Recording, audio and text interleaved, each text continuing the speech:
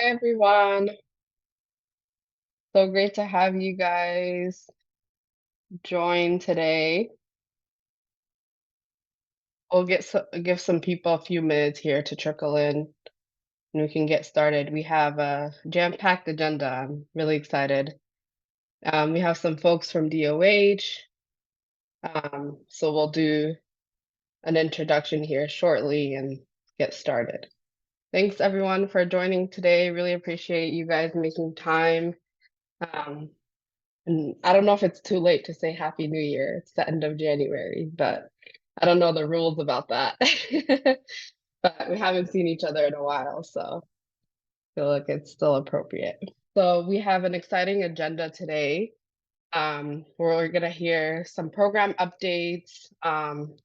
We're gonna hear from one of our partners, Davies from Channel ATV, and then we have some guests from the DOH team talking about the Teen Health Hub. So I'm really excited for you guys to be introduced to this resource and just have an opportunity to ask some questions. I want to pass it over to Da'a to talk about some of our program updates. It's good to see you all. And like Roa said, Happy New Year. I think it does count since we haven't seen each other. Well, many of you I haven't seen since the new year began. Um, on the theme of celebrating amazing work and intentions, we wanted to shout out a couple of partners who've actually wrapped up their projects. New World International, Pacific Northwest Black Business Coalition, and we wanted to welcome Mission Africa, who will be starting their project this year. Did we lose Dwa? Oh, let's see. I know internet issues are always so troublesome. But to build on what Dwa was saying, yes, we're so excited to be working with Induty and the entire team at Mission Africa to start their project this year. A couple other things that we wanted to highlight for on the community-driven outreach program side is that we do still have at-home test kits for COVID-19 available if any partners would like to distribute those to their community members or other community partners. These are free test kits. I know at-home test kits have become really difficult to find recently, and you'll hear I'll share a little data about COVID transmission rates, but it has definitely been going around. So we want to make sure that you have the testing supplies on hand to distribute to your community members. So if you would like more test kits, you can request those on the form that I just put in the chat. One thing to note is that the test kits do expire at the end of March of this year. So kind of intended to get us through this flu season. But after that, you know, they will expire. So folks shouldn't use them beyond that. So if you still need test kits, please feel free to request as many as you need on that form. A couple other reminders for our partners that are here today is midpoint reports are due. If you have a question around sort of when that should be for your organization and your project, you can reach out to your project sponsor or DWA. And just a reminder that upcoming invoice dates are always on the 15th and the 30th of each month if anyone is planning to submit an invoice. So I have certainly been feeling like COVID-19 was on the rise. And if this was your impression as well, the data does indicate that we were unfortunately correct. Earlier this month, hospitalizations and deaths from COVID-19 were up.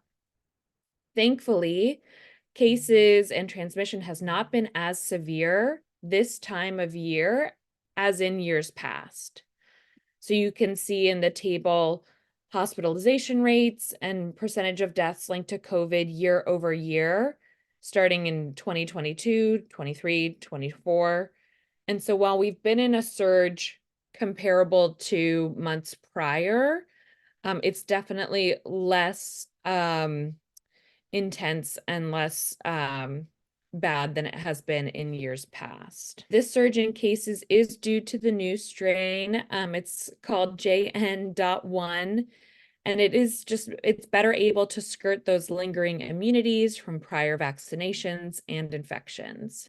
Again, as we're here in a space of gratitude, it does look like the peak is really behind us, both in Washington and nationally. And thankfully, we still have tools like at-home tests that accurately detect this new strain. With the new strain, it is important to remind folks the sort of best practices for at-home testing. So, really like when to test, like how many days after an exposure, when to test if they have symptoms or if they don't, and how long to wait for results to appear. So just with this new strain, it's important to emphasize some of those key messages that you've already been distributing to make sure that folks are getting accurate results. And lastly, what I find really interesting is we're starting to use tools like wastewater testing in more of our sort of public health dialogue and decision making. I find wastewater sort of surveillance testing really interesting because what it's looking for is the levels of virus in wastewater. And this is because people with COVID, whether they're symptomatic or not, shed pieces of the virus when they use the bathroom, shower, wash their clothes. And again, this is sort of even if they don't have symptoms. Wastewater testing in the state of Washington, samples are collected across the state at, I believe it's 27 different facilities and measured over the same 24-hour period. And why this tool has been really helpful, I think more recently, is as more folks are using at-home tests and sort of less regularly reporting their results to public health, wastewater testing has been a really effective sort of surveillance way to better understand what those rates of infection are in the community. So we just wanted to call out and share some updates on COVID-19 transmission and some of the data that public health, including all of us here, get to use to talk about this with our communities. Alrighty, amazing. I'm gonna hand this over now to our partner, Davies from Channel ATV. He is the executive director and CEO. He's been doing a lot of work in the community around in Federal Way, and really excited for him to share, his project strengths, challenges, and the impact that they've created thus far. Well, good afternoon, everyone. My name is David Chirwa, and we are located in King County. Specifically, our studio is in Federal Way, Washington. So I'm hoping that someday everybody can stop by. When you drive along I-5, you can stop by and see us and see what we do. So I'm very happy and they're very excited for this year because we get the opportunity again to continue from where we started from last year. We finished the year strong with a lot of momentum, and we've learned a lot to be where we are now. So Rua said you need three slides, and I was thinking, how can I do 3 slides? Our story is long. And I said, can I just send you what I can, and then you can compress it as much as you can. So if I speak too quickly, please let me know, and I can slow it down a little bit, but I'll try to compress everything within a few minutes. So who we are based in Washington, like I said, in the Federal Way area. We're an ethnic media group that's focused mostly to use technology and media as a platform that we can use to bring a lot of advocacy to the community for issues that matter to us. So our purpose, usually surrounds itself from within the issues that arise in the community, especially education, health, and issues or other issues that we can have in the community. So just before we go to the next slide, this is like a continuation for us because we've been involved with the COVID projects since the beginning. The first thing that we did was a census project that was very successful, and it helped us to develop relationships with other partners, some of them who are still here with us. So we did the census project, we did the COVID relief project, we also did the vaccine project. So this is more like a continuation. So being here today for us is nothing strange, but just giving us more tools and more of a centralized area of focus. So that's how our studio looks like. There's a green screen. Like I said, we receive people from the community who want to use a space for storytelling and also bringing awareness to different things, but we are very intentional. We want to make sure that we uplift the community. It's always crazy when people ask me, tell us something about you. I'm like, oh, do I have to do this? But I have a very humble beginning. I was raised in Africa, and I've been living in the Seattle area for the last 23 years. Primarily in King County. I've tried to go somewhere else because moving from Africa, I thought, oh, the rain is going to be terrible here, but I love it. So this is home for us, and we've continued to support the youth and raise our children here and making sure that we continue moving forward. So you might see this face somehow, sometimes on TV, sometimes on different projects. We've been so privileged to work with different professionals such as the Seattle Seahawks, the Sounders, the UW. Those of you that watch football, you probably know what I'm talking about. So we deal with a lot of heartbreaks and a lot of good stories. So why am I mentioning this? I'm mentioning this because folks tend to follow us because of that opportunity that we have to be able to work with people in the communities, like different celebrities, whether it's from entertainment or sports or the political arena. We don't deal with politics, but we support the community leaders that are in place, especially if they're lifting the community up. So that's my brief biography. You can read a little bit of what I do here. I can produce events, I can film, but most importantly, I can mentor the youth, which is my most gratifying privilege that I have, to work with the youth and to take them. Some of them, they come to the studio, we go with them to the field sometimes. So it's been awesome. I said this to say, working in the community for all these things opened up doors for the youth to follow us, ladies in the community, mothers, people from diverse communities. And so if there's an issue, we are a trusted voice that people can relate to. So it's been a real privilege for us to work with the community. And like I said, this is part of what I do in the community. So we get invited to speak to different communities.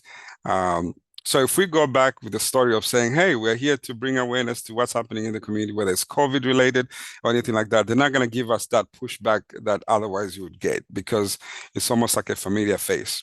So that's just a picture of me speaking to some of the students and folks in the community. Being part of the CDO project for us has been such a great opportunity because most of the partners that we're working with are people that we already know. And so going back into the community has been a little bit easier than we anticipated because, again, they are receiving folks that they've seen before for different things, whether we actually giving them resources or giving them information. So when we go back and making sure that, hey, are you doing okay? Are you doing everything you're doing to make sure that you're mentally stable and not challenged with different things? So we always have a place where we can have a conversation. When you come to a studio, we have a podcast area where we have people from different communities. They come, sometimes they use the space to intentionally use it for positive things. So we always make sure that we partner with people that have the same mission, same philosophy of how we look at life, which is lifting the community. As you know, technology has changed since the pandemic, so we also had to pivot. But we do have the technology in place where we can interview people, whether it's remotely, but it's nothing can replace doing stuff in person. So, but folks come over to the studio to come and conversation. One of the things that we've been focused on was to literally close the gap. The digital gap is one of the issues that we have, especially when you're dealing with folks who are elderly in the community. Sometimes if you want to, talk to them on Zoom, like Rua is not one of those people, but you see what happened to her. So imagine just the older folks if you put them in that position. So that could be a barrier sometimes. So we intentionally use trusted messengers and other partners to make sure that we can reach people where they are, whether they're technically challenged or if they have any issues, we can still reach them regardless, so that the digital divide is not an issue. Our focus has been dismantling the myths that are there, and most of us who come from other communities, there are a lot of myths that we have, especially when it comes to vaccines and even the pandemic itself. So later on, I'll explain how the strategies that we use to encounter that. So we also bring a lot of education to the community by using professionals, for example, people who are working within the health industry, whether it's doctors or scientists. We have those relationships to where we can bring them in our space, or maybe go to communities where they can explain to people. So people hear from the professionals and they also hear from the community members as well. Then as we do that, we also give them information to make sure they have access to quality healthcare, whether it's flu vaccines or other vaccines or any other medical issue that they may have. At least we can point them in the right direction. Fear factors are everywhere. The youth have responded to us, according to our experience. The youth respond a little bit better than the elderly folks, because the youth, they communicate on a different level, but you also have to get them involved. So naturally, we work with the youth and we try to make sure the youth participate. So as you can see in the studio, the youth come and they'll have their own panel discussion. They'll give you the views and their opinions, and they do not back out on that. They will tell you exactly the way they feel. But about 90% of the youth that we've worked with, they're all vaccinated, and they are good with it, and they advocate to other youths, and the story continues. So it's important for us to continue working with the youth because they are the future. Some of the things that we've been doing as we are continuing on this project has been to use culture-friendly materials, which means we have to use materials that can express information, or rather translate information in a language that they can comfortably understand. And so even the visuals that you provide, you also have to be culturally sensitive. For example, we encountered somebody had an event, and we were invited to go and do the vending. And so on the flyers, there was a picture of a pig, on the flyer, because it's a celebration. We're inviting people to come and enjoy the food. But then that was something that we had to point out and say, hey, this may not be appropriate for in the community. Let's find something that's so all those materials are intentional when you're putting out, because it can marginalize people without you even understanding. So that's what we've been doing, making sure that we stand between the community and the information that's being given to them. We've been honored, through the CDO project to get the vaccine, not the vaccines, but the test kits that we can also provide to the community. So what we do, we have trusted messengers who go to different, for example, African restaurants and other communities of color, where they can see people who look like them, and they may not feel threatened by just looking at the image like, oh, what's in here? We get all types of questions from different people. So that's been going very, very well. And we've been intentional to tell them when the expirations are going to be, because if you don't do that, sometimes they'll pick it up and say, you see, they gave us expired stuff. But so we try to make sure that that's clear from the beginning. And also anytime there's a vaccination clinic, we always try to intentionally be vendors there, so we can make sure that we take that information and magnify it through social media platforms, so people can reach out, get the information through our reach. So I just mentioned about some of the clinics that we attend. This is one example here where we had students from CDO University who came and they gave testimonials for what they're studying in school, what they experience in the community. So this is really cool if you listen to the stories, and a lot of people are able to relate to it. Then the picture that you see at the bottom, this young lady is a scientist based in Tacoma, Washington. And so she came over, which I thought was really cool. She opened the test kit and broke it down on how it works. How you can get the force reading and things like that. So we're so privileged to be connected to people who actually who work in the labs for the Department of Health and other organizations that are working hands-on on these things. And she explained beautifully the difference between one strand to the next strand, and using a language that people can understand by not going too technical, but we can relate to it. So that's been amazing. The elderly gentleman that you're seeing there, again, like I said, we're very privileged because people receive us because they see us in the community. The gentleman at the bottom, the elderly gentleman, he was the first African-American to receive the vaccine, shot in Kent, in Kent, Washington, and he was the first African American to work for the city of Kent. And he actually matched with MLK. He went to jail with him too, so he would tell you the whole stories. So he sat down, and we've known him since through the pandemic, before the pandemic. But I came to find out he's been giving, test kits and giving PPEs to the homeless. That's his passion, because he's retired now, and so it's been awesome. The younger man there that you see is a comedian, African comedian from Kenya. He uses comedy to bring out COVID awareness, and so he partners with us, and he goes when they have comedy in the community. We make sure that we partner with them, and so as people go to enjoy and laugh, but we still pass on the information to them. So some of our areas of the people we serve include the diaspora communities, the African American communities in general, BIPOC communities, as well as the immigrant communities. And the immigrant communities involve different levels, and they are very dynamic, different levels. So we always meet groups where they are. For example, right now we have folks that are new to the United States. They were in the camp. I'm sure most of us know the story. We've seen it on TV.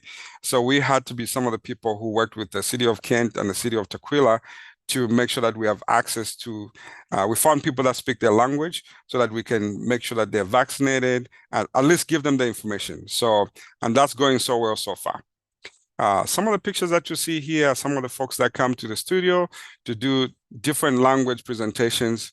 And then we have families too. We have families that bring their children, and the children also speak about the experience about getting vaccinations, and also if they are scared. And it's just cool stories that we love to share with the community to encourage others. These are different folks that we work with in the community from different parts of the world. And like I mentioned before, being intentional is really critical because you can have all the right tools and all the right graphics, but if you're not intentional with the communities you're serving at that particular time, you have to build relationships with the leadership, relationships with the folks in the community, and that's what we've been doing. So here are some of the events that we've covered. We have more, but I just wanted to highlight a few. So the Health and Wellness Festival, in 2023 towards the end of the year, and DOH was on site. So we invited the community to come and get vaccinated on site, which I thought was really cool. And we did the interviews of the people who got vaccinated, how they felt before and afterwards. The city of Kent, we produce the candidates forum for most of the people when they're running for office. And so we made sure that we included the messaging of COVID awareness. How are you gonna encourage the community when you become an elected official? What's going to be your role to make sure that people receive the information that's relevant for their health and everything else? So, which was really cool. And then we deal with different countries when they have independence celebrations. We create booths and we do types of setups to where we can provide information. And so there are a lot more events, but I wanted just to highlight a few of them. So those are the photos of just different folks that come. We have smaller panel discussions, we have bigger panel discussions, and as you can see, we have everything from the youth to the elderly and folks from different parts of the world. So far it's going very, very well. We have a few feedback from the community because that's important for us to learn from the community on how we can serve them better, which I'll be able to talk about towards the end. So we include studio interviews, podcasting, youth discussions, and then panel discussions for larger communities. So we just don't do it in the studio, but we also go in different locations. This was an event that just happened barely like a couple of weeks ago. We were privileged enough to be amongst other organizations that were awarded for doing the work. Like I mentioned before, we were awarded for the hard work. We just do stuff. We don't do it to get awards, but it was sure nice to know that, hey, we see what you're doing. So which was really nice. But at the same time, as we were gathering together, this was a DoubleTree. It was 2 days type of a summit. We still brought the testing kits to make sure that everybody takes something home to various communities. As we are advocating to different communities, this was a time when folks were rallying up to do the voter registrations. So as we were doing that, we still made sure that we involved the youth. We still made sure that we involved, all the messaging that goes to the community when it comes to COVID and vaccinations and mental wellness. So we always trying to make sure that anytime we get an opportunity to bring people together, we use that platform to make sure that we do that. So we physically do it and we turn around and capture those moments and use social media as a tool to keep moving forward. So this is an example of the places that I mentioned earlier, where we go to set up the testing kits, and people with traffic, people go there to get testing kits. The challenges that we have, which is really important here, trust issues. Number one, when people are not trusting in the community, they automatically just don't give you the platform for you to even have a conversation. So investing in creating relationship is something that we had to realize, say, you know what, we have to continue having these relationships so that we can serve them better. Healthcare disparities. Some of the folks may think, oh, for me to get the testing kits, I need insurance. I don't have insurance, so therefore they don't even bother. So we meet them where they are. The digital divide is another thing that if you hold something that requires for them to be on Zoom, for example, it's not going to work. So we have to schedule an in-person event.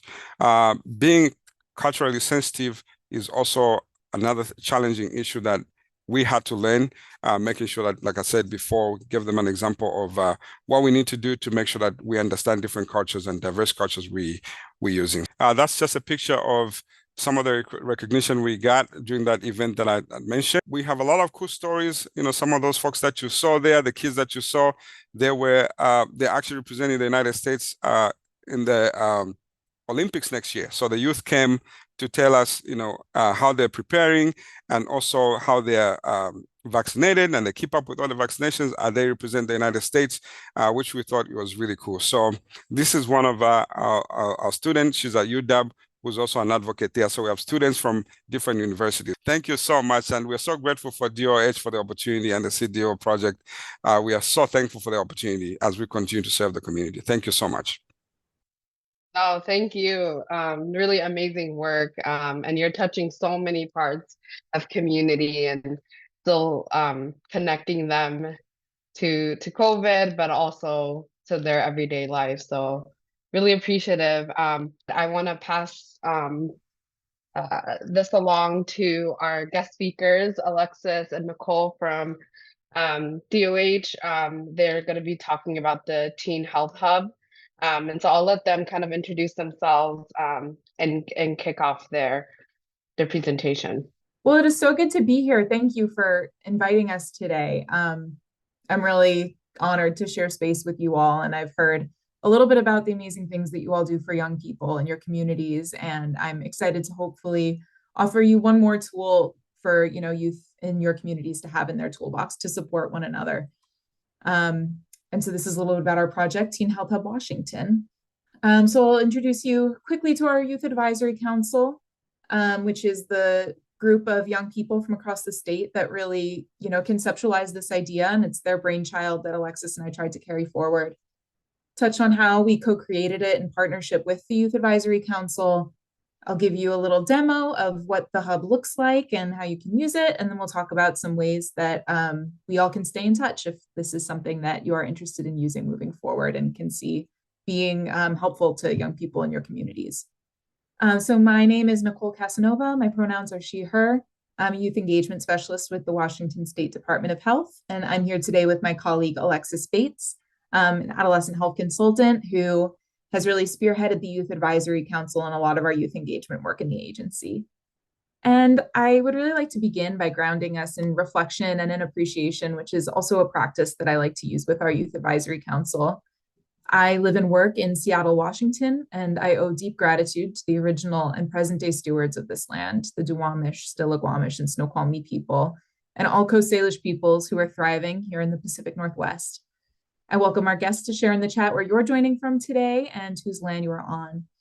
I also would like to respectfully acknowledge my debt to those whose labor, often exploited, built and maintained the community that I live in. This is primarily the labor of enslaved people, as well as immigrants, both voluntary and involuntary. I share these acknowledgements in addition to my commitment to building respectful partnerships that honor the lived realities of our communities and working to address the systemic inequities that impact health. And so now I'd like to pass it over to Alexis to talk more about what meaningful partnership has looked like for us, especially in regards to working with youth from all around the state on the issues that are important to them. Yeah, thanks for having us. Really honored to be here. And Davies, your story was so amazing. I hope that we have a lot to live up to. I'm excited to talk about the Youth Advisory Council. Anybody who works with young people, I'm sure you know it's like the best thing to talk about. They're the best part of my day. We worked on convening a youth advisory council we started talking about it back in 2021, and it came to fruition in 2022. They're really a community engagement group for us. They're a formal group of young people from all over Washington to come together regularly to talk with us about adolescent health topics like mental and behavioral health, preventive care, sexual and reproductive health, just to name a few. We work with them to plan meetings together, and we invite them to facilitate meetings and discussions. But generally, we meet with them every other month or every month to talk about things. And we talk about challenges and barriers and different aspects of healthcare.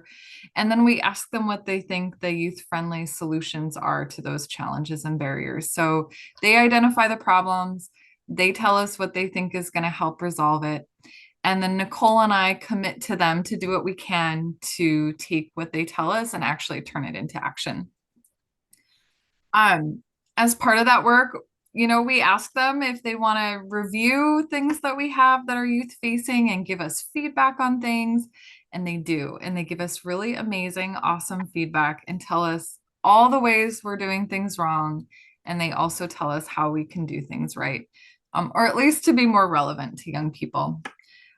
We do compensate them for their time. So they receive a $50 gift card for every meeting they participate in, every activity they participate in.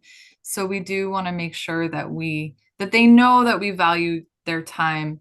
And we can tell them, but we also want to demonstrate to them and show them how we value. There are about 40 young people on the Youth Advisory Council now, and their ages are 13 to 22, and they come from all over Washington. And when we did our selection, we had almost 250 young people from around the state applied to be on the council. And we, to make sure we had a really well representative group, we really brought together a group of people who have lots of different backgrounds and experiences and identities. So there's people from all over the state, from rural areas, suburban areas, urban areas, kind of in between areas. There's people with mental and behavioral health issues, chronic disease, visible and invisible disabilities. There's people who've been part of the juvenile justice system or who've been in CPS. There's people who are immigrants to the US or whose parents are immigrants. There's people whose families have lived here since they can ever remember. There's people who span the spectrum of gender identities. I never, I'm getting older and I never knew, like, everybody identifies themselves in a different way, and it's really amazing. And I've learned so much from them, but it really is a diverse group. And we, they are very kind, and the one thing that they all share is that they really want to do more for their community, and they see a problem in public health and they really want to fix it. And one of the things they recommended to us was to start subcommittees. So they have some subcommittees that they work on to help us learn more about specific topics and what they'd like to do for that specific topic. So over the last couple of years, we've had a chance to talk with them. We've been able to learn that one of the things that they find that's really lacking is really easy access to accurate, reliable, quality health information. And they've said this over and over, no matter what topic that we're talking about, and no matter really what context, they're telling us that young people want to be able to get information. They want to know it's trustworthy. They want to know it's accurate, and they want it to be youth friendly. And they want to be able to do it on their own. They want to do it independently. And so one of the things that we came up with them was to figure out a way to improve access to trusted health information, and that they wanted us to do it at DOH. Originally, we thought, we wanted to bring somebody else in to do it, but they really said they thought it would be best if we kind of figured out a way to do it. And so this is where Teen Health Hub Washington, this is kind of where the idea came from. So I'm going to pass it over to Nicole. Perfect. Thank you. Yes, the Youth Advisory Council, I think, really their decisions drove all of this work. And I think a big part of it is, really tailoring information to a youth audience, which doesn't just mean, that we want that reflected in our content, in the way it looks and feels, and in the way that, it's written directly to young people as the users and the consumers of this information. And a lot of health information online, when you can find it and it's good, it might not be written like it's approachable to a young person. And so we went about this pretty extensive co-design process where it was really participatory. We took over some quick highlights. We went over, in partnership with this group, everything from the content, figuring out what is the criteria for what kind of health information we want to include in this thing. How do we vet them to make sure that they're trustworthy? What criteria do we use? How do we want to tag them? What kind of original content do we want to make ourselves? What about the brand? What about the user interface? All these decisions, and coming up with creative ways to make sure that we were uplifting what these young people wanted to see and taking action on that. And so our co-design process included more than a dozen hours of meetings with our youth council, where they advised us on what this could and should look like. And the results of those activities really defined our scope, defined our priorities, and what topics you thought were most important, and what youth friendliness for this really meant. So this is an example of one of the kind of guided conversations and brainstorming activities we did. This snip here is from a mood board that we created to kind of figure out what is the backbone of this brand going to be, something that appeals to you, that comes to mind when you think of a place that you'd want to go to learn more about your health. And we got so many great ideas from these 12 hours of meetings that we had to really break our process up into phases. And so what you see on Teen Health Hub Washington now is kind of phase one of what will be probably at least 3 phases, I'm sure many more. But we got so many great ideas, and we're looking forward to including more Spanish language content, more original how-to materials on topic our council suggests, like how to access confidential services, and any other ideas that kind of meet the evolving needs of the groups that we work with, because we do, Alexis works to recruit new Youth Advisory Council members every couple of years. And so we always have new perspectives and want to make sure that we're being reflexive to those. Quickly here, this is kind of just another snip of activity we did when coming up with our branding. We really wanted folks to imagine, how this should look, how this should sound. If it were a person, how would you describe them? And that's kind of how we elicited some of the insights that became the style guide for the project. Okay, so now I'm going to switch over to the demo and actually show you the hub. So when you go to doh.wa.gov/teenhealthhub, this is where you wind up. So you've got kind of our landing page with this welcome banner. And this is another kind of art project that their youth council approved as well and gave a lot of feedback on. Our introduction, that this is a place to find links to quality and accurate health information on health topics that are important to you. Our team vets these resources and the Youth Advisory Council reviews them. We've got a link here to Care Connect for folks to find brick and mortar and other services that might be more locally, like in their zip code. And another thing in phase 2 will also be a page where we'll have some bios of all the folks on our youth council, where we can credit them and kind of celebrate them on this page and their contributions too. And so this is really the main interface of the hub. You can kind of scroll down to see everything. But the easiest way to navigate it is by filtering down. And so we've got 5 categories, and these are ones that were sort of ranked in terms of priority, again, by our youth council. They were really wanting more information on dating, relationships, and safety, healthcare rights and access, things like laws, how to navigate the healthcare system, how to make sure things stay confidential, Mental and behavioral health was a big one, sexual and reproductive health, and then whole body health, which is kind of our the term we're using as a catch-all for the orgs that have great information on just general physical health resources, as well as the ones that kind of touch on all 5 of these in one.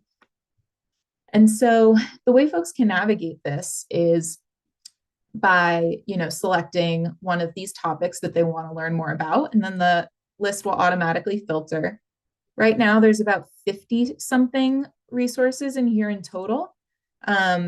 Different categories are more populated than others. You can see there's about a dozen here in healthcare rights and access. And mental and behavioral health and sexual and reproductive health are probably the most robust right now. So there's a lot in here and a few ways to kind of make it more manageable. So you can pick a category.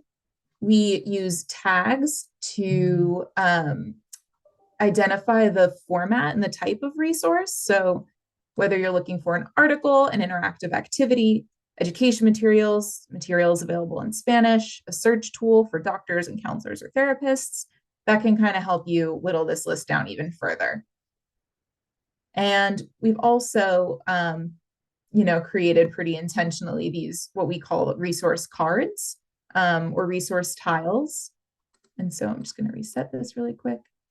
So each of these has the category on top, which the colors all correspond, the name of the institution that sponsors the resource, a tagline about the resource, a list of tags that correspond to what it's linked to in this list. And then you'll see also Yak approved and Yak favorite. And so whenever we include a resource in the hub, Alexis and I go through this kind of rigorous process of figuring out, does it come from a reputable source? Are the authors considered trustworthy? Is it well cited and the claims are backed up with facts? Is the information up to date? And if it's not, is it old information that we know is still good and just hasn't really changed in a while? So we kind of ask ourselves all those questions and do that upfront work so that we can kind of make sure that the people who are visiting this site know that that work's been done ahead of time. But we want to be transparent about what that process is so that the young folks looking at this can develop some of those digital health literacy skills themselves too, and learn more about how they can apply that process themselves. And so then once Alexis and I do that, we kind of hand it over to our youth advisory council to say, is this youth friendly? Is this something you think is actually useful for yourself and your peers? And if they say so, then it gets this little thumbs up that it is a Yak approved. And we also asked them to pick their top 3 favorite resources in each category. And those are the ones that are labeled Yak favorite. So that is a nice way to kind of see, other Washington teens and young adults kind of looked at this and decided these were the most useful for them. So that's kind of the quick version of the demo. And then of course you click on any one of these tiles and it automatically opens the site in a new page. And so we've got a lot of stuff here that is a lot of national and state level kind of resources to start. And Alexis and I are thinking more about what it can look like to get more local and what it can look like to curate this even further, to make sure that we're really kind of offering the most relevant and the most youth friendly of what's out there. Yeah, I won't read this list, but we would love to engage with young people and youth serving organizations and providers about Teen Health Hub. We've got lots of content that can be shared. We've got email examples. We've got social media posts that we designed based on the brand that we developed. We've got lots of physical materials. We've got digital materials. We've got like posters and stickers. We would love to hear ideas about ways young people could get involved or events you'd like us to attend. We'd also love to know any cool resources or websites that were not included, if you have ideas that we can consider. And then we would love to know any feedback that if anybody's using this as a resource, any feedback you get from communities, we would love to hear it because it really is meant for young people here in Washington. And we are more than open to responding to their feedback. I think that's all we got. I know we've only got a few minutes for questions, but we're happy to answer questions. Yeah, I have a question for you. First of all, good job. I think it's a lot of information. I know you tried to squeeze it in there, but I was following, and there's a lot of high quality information that all of us have been looking for, especially when you're working with the youth. I was just wondering, when you go to when you navigate to those tabs in the website, are you able to download the infographics from there, or that's something that we have to request from DOH?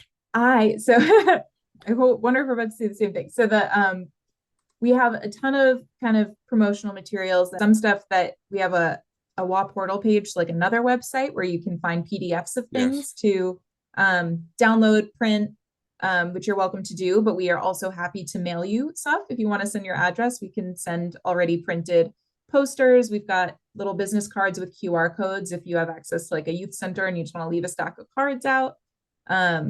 We are more than happy to send you materials and or provide you with a link to download stuff at your convenience too. That would be great. I think having if you have the capability to send the materials, that will also be helpful. We've been using that portal to download some of the stuff, and then we print them out, we put them out. But it's a lot of links in there. So sometimes I was showing one of our partners, they just got lost, and I was explaining over the phone that go here, then go here, and there was a lot of links to navigate through. So I think if you request a specific topic, say if it's the youth, or maybe documents say in Swahili or Spanish, I think it's a little bit easier for us to narrow it down, because it can get a little bit overwhelming. I don't know if everybody have been to that portal. It's a lot of links in there. So yeah, but this is awesome. Thank you so much. You're absolutely right. Yeah, there's a lot of links in there, and like if you're not a person who loves having a lot of browser tabs open or whatever, it can be harder to find what you're looking for. And so the kind of user experience of it is something we're always kind of getting feedback on. And like I said, as you know, since it's phase 1, we're super grateful for any insight about how people are using and experiencing it. And so even that is just very helpful to know. And I think, we're kind of working on what can the tags and the filters and even that search bar, if you can just type in one word of what you're looking for, and maybe you only get 3 things that come up instead of a dozen. We're exploring more ways to kind of make the list more curated. So thank you for that question. I think that's really insightful.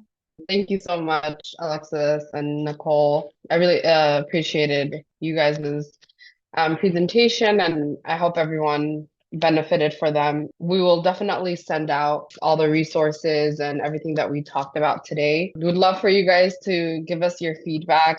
We'd love to get your insights, how we can improve our learning networks, and if anyone's interested for our partners to be in the spotlight for next time.